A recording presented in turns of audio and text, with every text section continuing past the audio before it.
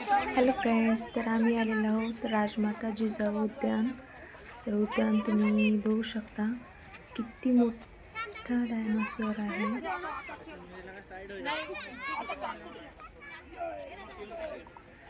Garden बी खूप छानसं garden आहे. इथे सर्वजण आम्ही मस्ती करत आहोत. हे बघा समज.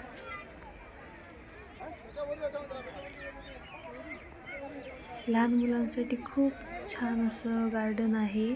त्यांच्या एंटरटेनिंगसाठी छान आहे. लहान मुले तिथे गेल्याच्या नंतर खूप मस्ती वगैरे करू शकते.